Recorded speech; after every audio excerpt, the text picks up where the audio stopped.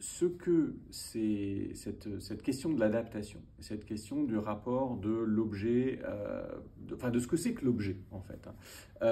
ça nous renvoie au fait que dans la perspective qui est celle des cultures, enfin, l'étude des cultures populaires et médiatiques, dans la dimension médiatique de cette approche-là, suppose d'être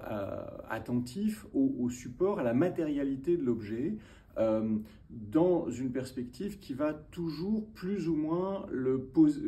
poser cette matérialité en la confrontant par défaut aux autres modalités. C'est-à-dire que par rapport à une approche qui qui supposerait d'étudier les œuvres un petit peu en silo, un petit peu dans leur couloir,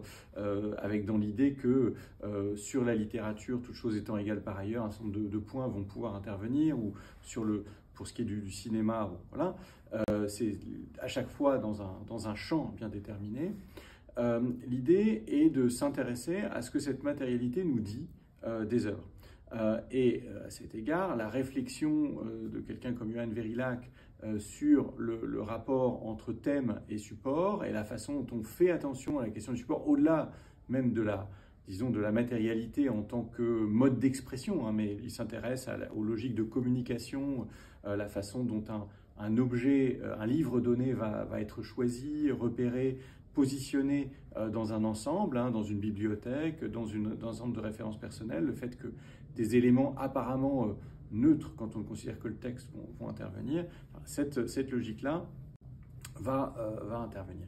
Et donc la logique de la prise en compte de la matérialité et donc de l'interaction entre la matière même de l'objet et la mise en contexte, ça intervient. Et sur la question de l'adaptation exactement, la démarche qu'adopte Henri Garrick, notamment dans son article sur Roméo et Juliette, c'est justement une démarche d'attention qui le pousse,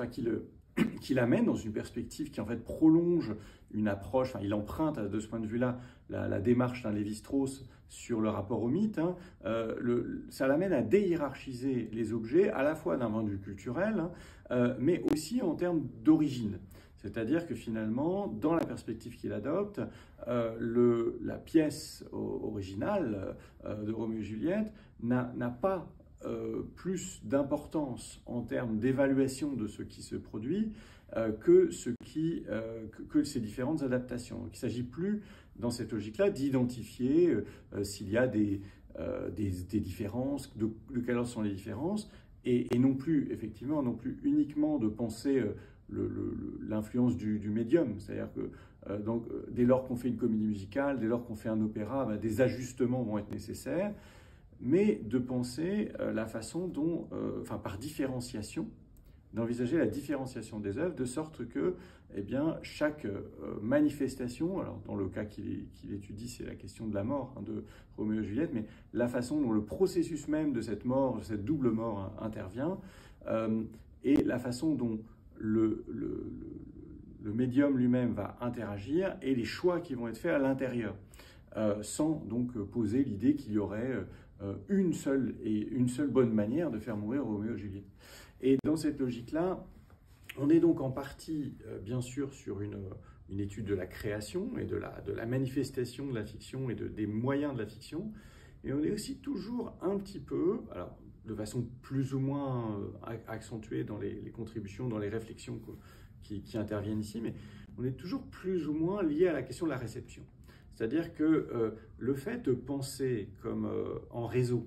ce que j'évoquais tout à l'heure, le fait de penser les œuvres en réseau et de penser les différents médias en réseau, les uns par rapport aux autres, suppose qu'à un moment ou à un autre, on prenne en compte les chaînons de ce réseau. Et les chaînons de ce réseau, c'est les différents relais que forment les lecteurs et lectrices, les créateurs et créatrices qui sont évidemment en position de réception avant de produire. Bon. Et donc cette logique, ce réseau des œuvres est aussi et surtout un réseau de pratiques culturelles dans lequel les manières dont les différentes personnes qui se positionnent vont mettre en avant, vont faire vivre différents aspects.